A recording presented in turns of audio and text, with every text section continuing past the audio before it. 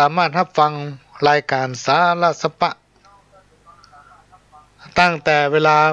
บ่ายโมงไปจนถึงบ่าย3 โมงทุกวันอาทิตย์ดำเนินรายการโดยก้าวกับผมพระหลวงสว่างธาตุอินจันทร์ประธานเครือข่ายของทูลแม่ของแผ่นดินจังหวัดเชียงใหม่และ8 จังหวัดภาคเหนือ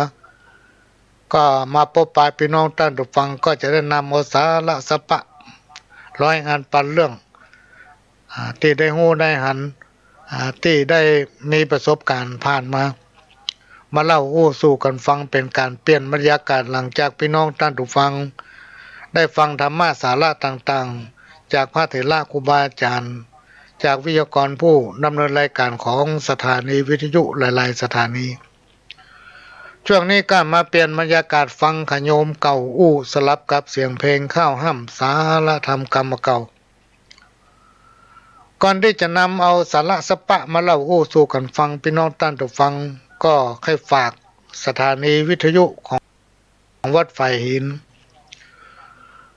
ซึ่งเป็นของพี่น้องคนฟังทุกคนทุกท่านที่เราจะต้องช่วยกันทนุบำรุงการน้ำกาไฟพี่น้องท่านผู้ฟังมีคนโทรถามว่าเราจะช่วยทนุบำรุงบริจาคปัจจัยตั้ง Google ก็ดีดูตั้งเฟซตั้งไลน์ตั้งอย่างก็แล้วแต่มันจะมีหมายเลขบัญชีของสถานีวิทยุวัดไฟหินขึ้นอยู่ที่หน้าจอเนอะพอเอา นี่ก็ขอแจ้งให้พี่น้องท่านผู้ฟังเต้ากับเฮาทั้งหลายได้ช่วยกันทนุบำรุงได้สร้างทุนห้องหนังสือของการเรียนรู้อันยิ่งใหญ่เพราะสถานีวิทยุนั้นจะนำพี่น้องท่านผู้ฟังเอาสาระสปะบอกว่าจะเป็นสาระจากครูบาอาจารย์จากผู้น้อยผู้นานจากผู้ดำเนินรายการของทางภาคเฮาและก็ภาคหลายๆภาคในประเทศก็ได้ลิงก์เอามาออกอากาศให้พี่น้องท่านผู้ฟังได้รับรู้กันและบอกว่าท่านจะอยู่ที่ไหนในโลกพี่น้องท่านผู้ฟังสามารถรับฟังรายการต่างๆจากทางสถานีแห่งนี้ได้เพราะว่ามันออนไลน์สัญญาณไปทั่วโลก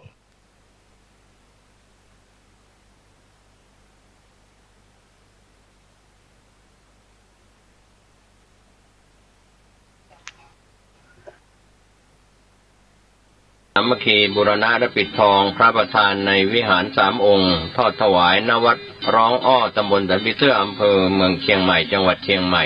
วันอาทิตย์ที่25 ตุลาคมพุทธศักราช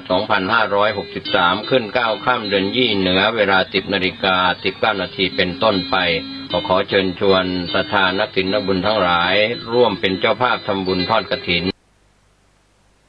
สามัคคี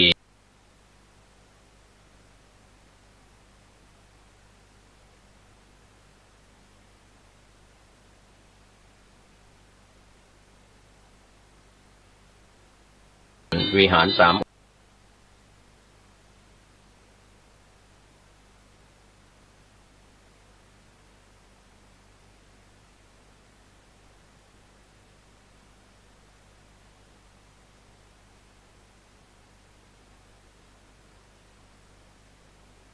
องค์โดยทั่ว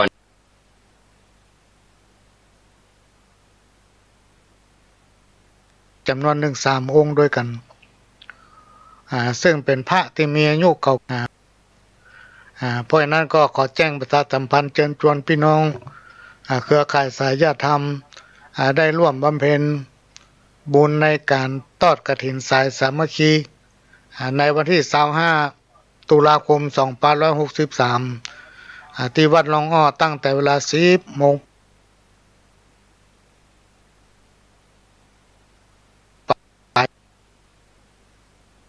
เป็นต้นไปพี่น้อง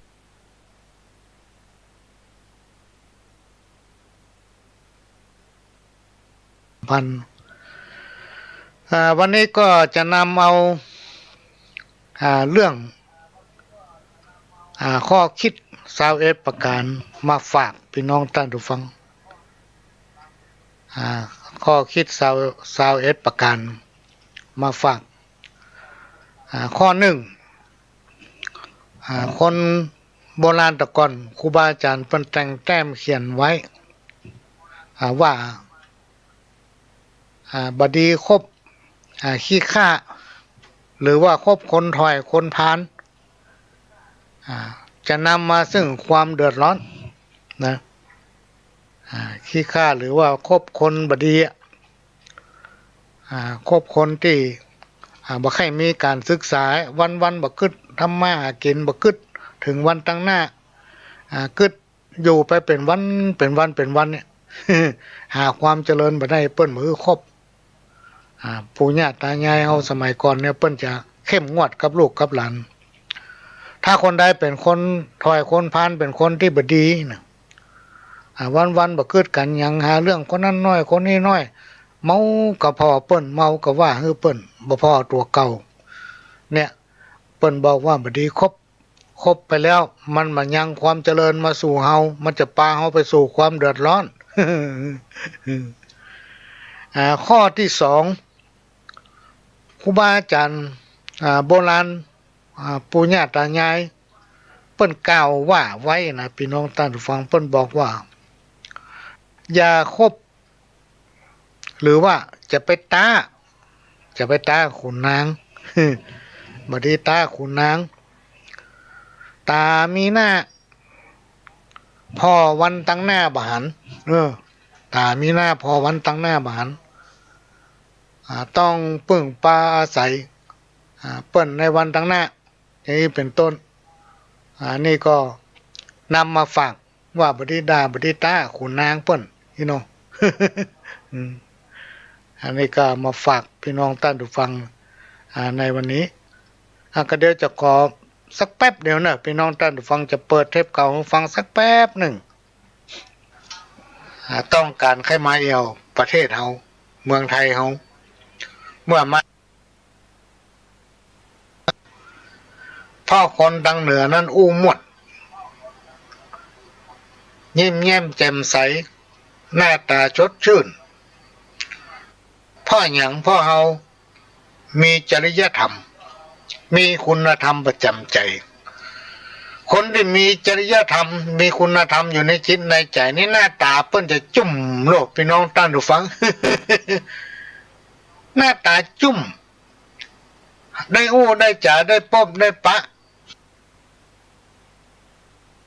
ไอพี่น้องท่านผู้ฟังคนไหนถ้าจิตใจมันหมางามเนี่ยหน้ามันแห้งตายวันค่ำ กล้าหันก็กล้าอุปนิสัยของคนเรานั้นพื้นฐานก็แตกต่างกันไปเพราะฉะนั้นตอนนี้นั่นเปิ้นกำลังรณรงค์ให้วัดนั้นเป็นแบบพี่น้องท่านผู้ฟังขยายผลนอกจากจะมีการเผยแพร่ศีลธรรมอันเป็นคำสั่งสอนขององค์พระสัมมาสัมพุทธเจ้าแล้วก็ทำตัวให้เป็นตัวอย่างทั้งที่วัดในยุคปัจจุบันนี้มันเป็นที่ว่างนะพี่น้องท่านผู้ฟังวัดในยุคปัจจุบันกับแต่ก่อนนี่บ่ใช่เหมือนกันเนอะพี่น้องท่านผู้ฟังเต้าที่ปลวงเป็นคนอยู่กับวัดไปมาเขาออกอยู่กับวัดนี่นะแต่ไม่ได้กินของวัดนะ ปิ๊กมากินเข้าบ้านเถระครูบาอาจารย์นี่แทบจะไม่ได้อยู่เลยพี่น้องท่านฟังไม่ได้อยู่ไม่ได้ยั้งแทบไม่มีนะไปมานี่ก็ต้องต้อนรับนะได้อยู่ไม่ได้อยู่ก็จำเป็นต้องจัดหาเวลาต้องแบ่งปันเวลาให้ญาติให้โยมที่ไปหา อารมณ์บ่ดีถึงบ่ได้ต้องแปลงอารมณ์ดีอยู่เสมอนะพ่อครูบาอาจารย์เพิ่นก็เป็นคนอย่างเฮาเนี่ยลูกในยุคปัจจุบันเนี่ยภารกิจต่างๆเนี่ยนอกจากจะพัฒนาวัดนอกจากจะปกครองพระเน้นนอกจากจะช่วยดูแลพัฒนาหมู่บ้านพี่น้องศรัทธาตายกตายิกาแล้วก็เฝ้าครัวตัวเองซ้ำ ดูแลครัวก็ลองถ้วยจอนเหียบสักใบ2 ใบนี่พี่น้องศรัทธาบ่นโอ้มาเป็นไรถ้วยเหียปุ่นใบจอนเหียปุ่นใบเนี่ย เนี่ยมันจะได้อยู่ แล้วเปิ้นยังปีกเวลาพี่น้องท่านผู้ฟังมาปลูกทำปลูกพัก ตามรักบวรทั้งที่ตนเองไม่ใช่ได้อยู่เวลามีกิจนิมนต์ลองมานิมนต์บ่อยๆถ้าบ่ได้ไปสถาจม และโดยเฉพาะช่วงในยุคปัจจุบันเนี่ยมันเป็นสมัยโลกาภิวัตน์สมัยที่มีการพัฒนาไปก้าวไกลสมัยแต่ก่อนถ้าเราจะทำบุญอย่างสักอย่างเนี่ยพี่น้องท่านผู้ฟังเขาต้องไปหาพ่ออาจารย์เจ้าวัดไปหาหลวงพ่อเจ้าวาดเนี่ยไปหาครูบาเปิ่นไปถามว่าข้าเจ้าเนี่ยจะทำบุญจะกินแขกแต่งงานก็ดีจะขึ้นบ้านใหม่ก็ดีจะทำบุญตักบาตรทำบุญสืบชะตาสืบโหราจะหาครูบาอาจารย์หลวงพ่อหลวงลุงตั้งเจ้าอาวาสวัดไปปรึกษาคนเฒ่าคนแก่ปน้อยปนานครูบาอาจารย์พ่ออาจารย์ลูกแต่ปัจจุบันนี่พี่น้องท่านผู้ฟังคนเดียวไผ่ที่เขาหู้จักเปิ้นมาถามเขาก็จะบอกว่าโอ้ต้องไปประสานพ่ออาจารย์ไปประสานเจ้าผู้ภารกิจเป็นนักก็ไปหาพ่ออาจารย์กันเดียวเปิ้นตึงประสานกันคนเดียวพี่น้องก็ต้องขอสุมาภัยครับพี่น้องท่านผู้ฟังเทพ เก่ามันดังยุด เดี๋ยวพี่น้องท่านผู้ฟังจะว่ามันอย่ามาดังยุดวิทยุกุมดีก็หายตบวิทยุเอาจนพ้นแล้ว แต่กี้อู้ถึงข้อที่2ยาตาขุนนางเพราะว่าตามีหน้าพอหน้าบานอาจจะมีวันใดวันหนึ่งที่เรามีปัญหามีความต้องการที่จะเปิ้นในวันตั้งหน้าอย่างนี้เป็นต้นเราจะต้องไปหาเปิ้นมีหน้าที่นะในฮับใจราษฎรเราก็ต้องเคารพนับถือกฎระเบียบเฮือเกียรติเปิ้นอย่างนี้เป็นต้นข้อที่3อย่าคิดจะไปกึดเอากัดได้พี่น้องท่านผู้ฟัง จะไปกึดเอากัดได้อย่างเดียวถ้าเอากึดเอากัดได้คนที่หันแก่ได้เนี่ยพี่น้องท่านผู้ฟังก็คือคนที่หันแก่ตัวนะไผบ่ให้คบไผกระตึงบ่ให้ปะเพราะมันเป็นคนที่หันแก่ได้หันแก่ตัวนะ ไปที่ไหนถ้ามันได้นะมันถึงพอหน้าไผสักคนเปิ้นห้องคนหันแก่ได้ถ้ามันได้น้อยมันพอใจมันละนี่เป็นต้นข้อที่4อย่าใส่ความเขาจะไปใส่ความเปิ้นคนอื่นนะใส่ความนี่ก็หมายถึงกรรมที่บ่มีหรือกรรมที่มันมีบ่มีบ่ฮู้มันจะแต่จะเล่นบ่ฮู้ได้ยินเขาว่ามาก็เอาเป็นเล่าเอาไปอู้โดยที่เฮาบ่ได้ฮู้ความจริงว่ามันเป็นจังไดเพิ่นฮ้องว่าใส่ความเขาเฮาบ่ฮู้หมานได้ยินเขาว่ามาก็นำเอาไปอู้ข้อเท็จจริงมันจะเป็นอย่างไรแต่บ่ฮู้เนี่ยครูบาอาจารย์เพิ่นกล่าวไว้ว่าบ่ดีกำเข้าหูบ่ดีถูออกปากเพราะเฮาบ่ฮู้หมานว่าความเป็นจริงมันเป็นจังไดข้อที่5อย่าโลภจนต้องใส่ร้ายคนอื่นอันนี้ก็จัดเข้าประเภทเป็นคนหันแก่ตัวพี่น้องท่านผู้ฟังจะเป็นโลภเอาจนเฮือร้ายเฮือโทษกับคนอื่นครูบาอาจารย์ว่าบ่ดี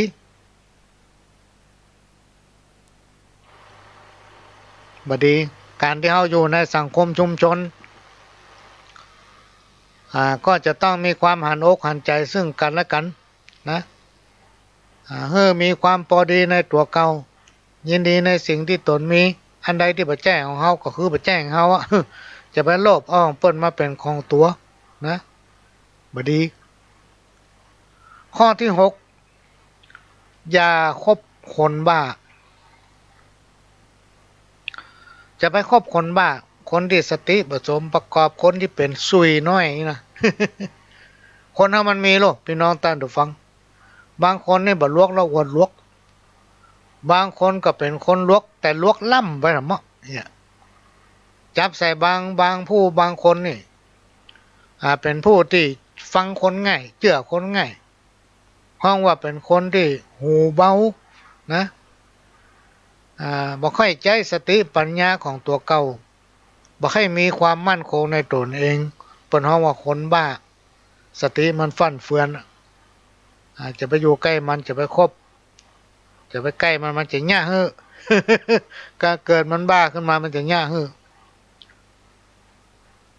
ข้อที่7จะไปว่าคนเมาถ้าหันคนเมาเว้นมันเนี่ยพี่น้องท่านผู้ฟังหันคนเมามาเนี่ยนะมันอย่างทะละทลายมาตำกลางตากลางตังตำหน้าบ้านหน้าจองจะไปเอิ้นตักมันก็เดี๋ยวมันจะแวะบ้านเฮา เว้นมันเหี่ยคนเว้นมันเหี่ยคนคือมันผ่านไปเหี่ยอย่าว่าคนเมานะจะไปฟังกรรมของคนเมาจะไปกับคนเมาจะไปห้องคนเมาเข้าบ้าน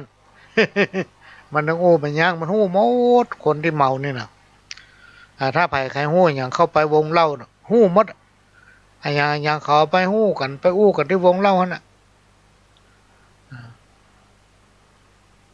อันนี้คนเฒ่าคนแก่เปิ้นว่าไว้ก็เอามาเล่าให้ฟังมาฟังเป็นข้อคิด ข้อที่8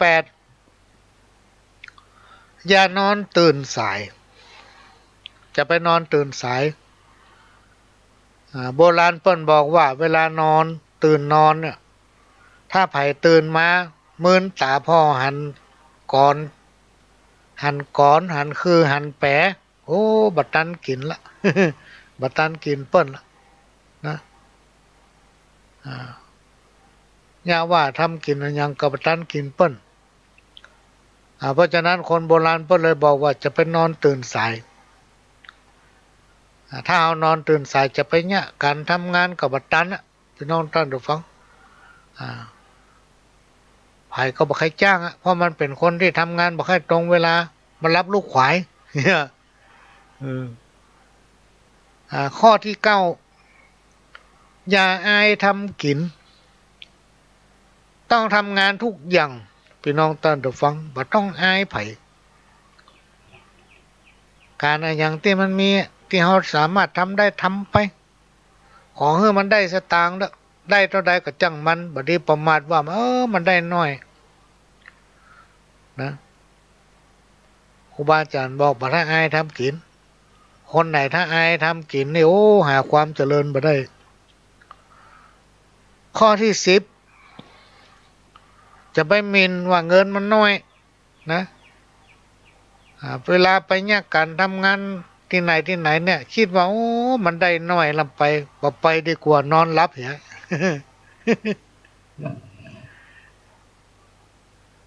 อย่างก็จ้างพี่น้องท่านผู้ฟังถ้าเอา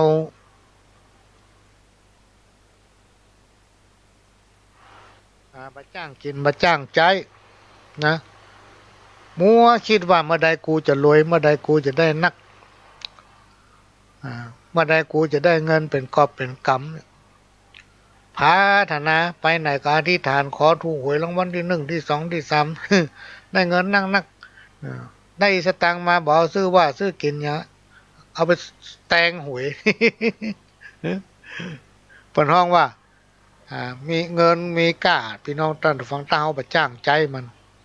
มันก็อยู่ตัวเฮาเหมือนนะข้อที่11จะไปคอย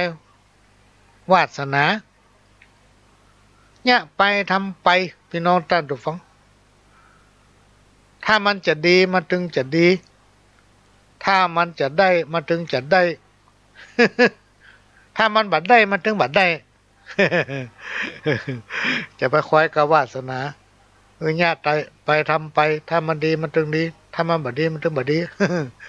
ญาติไปเรื่อยๆเมื่อบาแหงเขามีนี่ทำไปทำไปกับเดียวสิ่งที่เราทำนั้นมันจะสั่งสมไว้สั่งสมไว้ มันจะมีประโยชน์ในภายภาคหน้าอย่างมากมายมหาศาลนะข้อที่12จะไปตำน้ำพริกเทลงแม่น้ำนะเฮาจะทำอะไรอย่างเนี่ย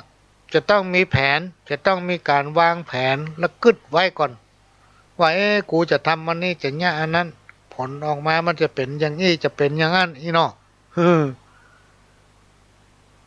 มันเป็นชิ้นเป็นอันทุกอย่างมันจะมีเหตุและผลเปิ้นเลยเขียนคำคม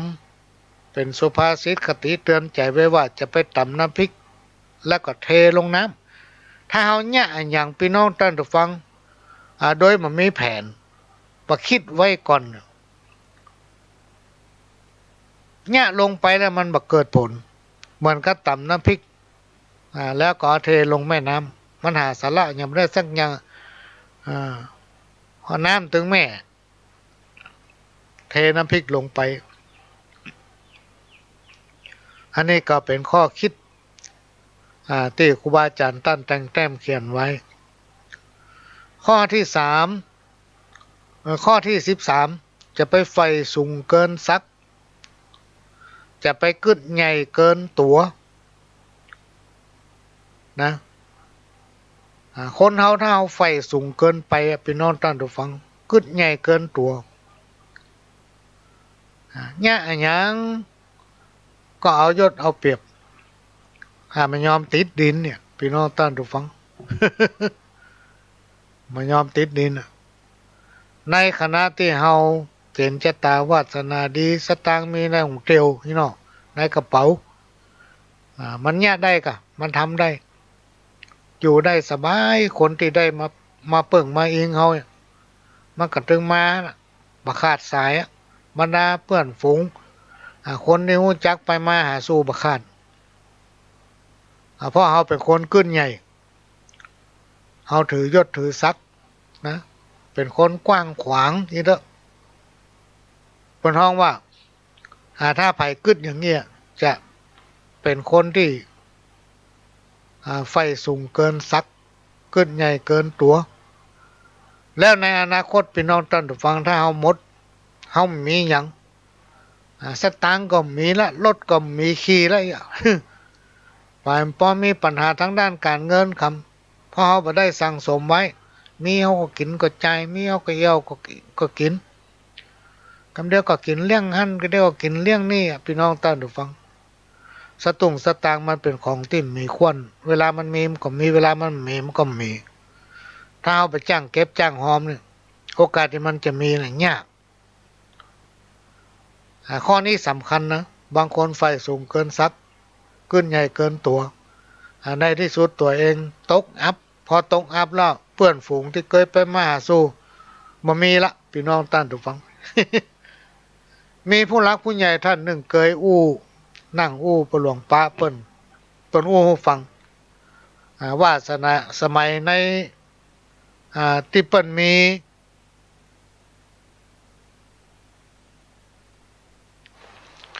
ีบุญบารมีเปิ้นมียศมีบุญวาสนาว่าอันเถอะมีหน้าที่การงานเนาะเปิ้นมีสตางค์บรรดาเพื่อนฝูงคนที่ฮู้จักมักคุ้นปะกันที่ไหนก็ยกมือไหว้บ่ปะก็มาเสาะหามาแอวหาชวนไปหั่นไปนี่ปรึกษาอันนั้นอันนี้ พอมีปัญหากับตัวเก่ามาปั๊บเนี่ยพี่น้องท่านผู้ฟังเหลือกับลูกกับเมียที่จะใกล้ชิดเฮาได้มีหยังเขาจะปรึกษาเขาได้เขามาละเฮาเพิ่นว่ามีกับลูกกับเมียที่พ่อหน้าเฮาคนอื่นหายแซบหมดแม้แต่เพื่อนฝูงที่ฮักกันตึงมาใกล้ อันนี้ก็มีส่วนเพราะเวลาเฮาเซมาเนี่ยไผถึงบ่ใกล้ข้อที่14 อย่าหักกิ่งไม้โพมาลองนั่งต้นไม้สาลีเนี่ยพี่น้องท่านผู้ฟังต้นไม้สาลีที่ครูบาอาจารย์เพิ่นว่าไม้สาลีมหาโพธิ์พี่น้องต้นโพน่ะมันมักจะเกิดมักจะมีแถวหรือในวัดในวาอีเป็นต้นจะมีต้นโพเปิ้นหันเปิ้นไว้นะพี่น้องท่านผู้ฟังต้นโพเนี่ยเปิ้นบัดตัดมาหารถ้ามันบ่อันตรายบ่หวัดเสียวเปิ้นจะมาหารบัดตัดแล้วก็บ่ได้ข่าวว่าต้นโพมันก้นใส่หยังสักเตื้อ เปิ้นว่าอย่าหักกิ่งไม้โพมาลองนั่งจะไปเอาไม้สาลีมหาโพธิ์มาแปลงหลัวดังไฟมาแปลงแป้นแปลงกุ้มมาแปลงฟอเนี่ยบัดดีพี่น้องท่านผู้ฟังมีครั้งหนึ่งมีไม้ก้นเป็นไม้ไฮไม้โพนี่แหละมันอยู่ด้วยกันมันก้นลงกอายุมันเก่าแก่มันมีโพงตั้งลุ่มมันไปออกบนจุ่มบวกช่างตัดก็บอกถ้าผมตัดแล้วผมจะเอาเนอะมาขวางหนทางเนาะ ก็มาตัดเอาไปนอนบัดได้พี่น้องท่านผู้ฟังนอนบัดได้เป็นคุบขับอยู่มา2-3 วันคนนั้นบัดสบายคนนี้บัดสบายในครอบครัวเปลี่ยนกันเมื่อยถูกได้เอามาคืนไว้ที่เก่า อันนี้ของบ่เชื่อก็ลบหลู่ไปได้พี่น้องท่านผู้ฟังลบหลู่ไปได้บ่เชื่อก็ดีเชื่อล่ำก็บ่ดีเหมาะเพราะว่าเฮาเป็นคนมนุษย์คนมนุษย์เขาเนี่ยเป็นสัตว์ที่ประเสริฐกว่าสรรพสิ่งตั้งใดตั้งหมดในโลกเนี่ยมนุษย์เป็นสัตว์ที่ประเสริฐกว่าสรรพสิ่งใดๆในโลกเพราะฉะนั้นบอกว่าจะเป็นสัมภเวสีสปะสเปดแหละพี่น้องท่านผู้ฟังสรรพสิ่งสรรพสัตว์บอกว่าสัตว์2 ตีนสัตว์4 ตีนแล้วก็สัตว์ที่มีตีนหมู่เนี่ยมันมีกรรมวิบากที่มันได้ไปเกิดเป็นสัตว์ทั้งหลายเหล่านั้นคนมนุษย์เขานี่ประเสริฐมีสติปัญญามีตีนมีมือใครไปไหนก็ไปนะอยากกินหยังก็ได้กินบ่แจ้มันงัวเหมือนควายโลเปิ้นล่ามไว้หั่นน่ะ เฮานี่ประเสริฐกว่ามันทุกอย่างบ่ว่าผีสังบะลางดงอย่างทั้งหลายเนี่ยมันกินกับเฮานะกินกับเฮาแล้วก็กลัวคนพี่น้องท่านผู้ฟังคนเฮาเนี่ยมีอายตัวที่มีความมหัศจรรย์สิ่งเลวร้ายเนี่ยบ่สามารถที่มาใกล้ได้นี่ก็บ่เชื่อก็ลบหลู่ไปได้ข้อที่15อย่ายืมเอาจมูกคนอื่นมาหายใจคือว่าจะไปยืมหูดังคนอื่นมาหาใจนาจิตตังพี่น้องท่านผู้ฟังจิตใจคนเฮามันบ่ใช่เหมือนกันนะบางอย่างเขาว่าอย่างเงี้ยมันถูกใจเขาละแต่ว่าบ่ถูกใจคนอื่นอย่างนี้เป็นต้นเพราะฉะนั้นบอกว่าเขาจะแง่อย่างก็แล้วแต่เขาไปวางใจคนอื่นพี่น้องท่านผู้ฟังวางใจเขาเป็นคนซื่อก็มาตกที่ตัวเฮาเนี่ยเพราะฉะนั้นข้อนี้เป็นว่าจะไปยืมหูดังคนอื่นมาหาใจเฮายืมคนอื่นมาหาใจถ้าไว้วางใจคนอื่นนักเกินไปก็เดี๋ยวตุกอันนั้นเข้ามาถึงตัวเฮาจักทำเฮาเกิดความเดือดร้อนในอนาคตวันหน้าได้อันนี้ปู่หลวงเจอมาละพี่น้องท่านฟังเตียมาอู้ได้เนี่ยการยืมเอาหูดังคนอื่นมาหาใจการไปเชื่อใจคนอื่นนักเกินอินดูคนนักเกินก็บ่ได้นะพี่น้องท่านฟังทุกอย่างมันมีเหตุมีผลแล้วก็ฮื้อพอประมาณอันนี้เปิ้นถึงแต่งแต้มเขียนไว้ว่าการยืมจมูกคนอื่นมาหาใจวางใจคนอื่นนักล้ำไปข้อที่16